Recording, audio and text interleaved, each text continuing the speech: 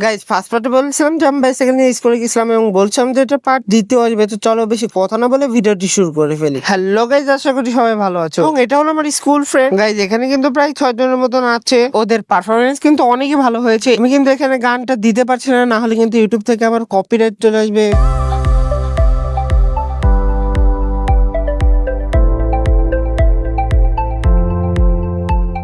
এবং গাইজ এখানে কিন্তু আরেকটা নাচ হচ্ছিল। গাইজ তারপর এসেছিল এই ভাইয়াটি। এই ভাইয়াটি কিন্তু আমাদের স্কুলের স্টুডেন্ট, তবে অনেক আগেকার, সম্ভবত 4 থেকে 5 বছর পুরনো স্টুডেন্ট। এবং আমি এখানে কিন্তু আমাদের ফ্রেন্ডের সাথে রয়েছি।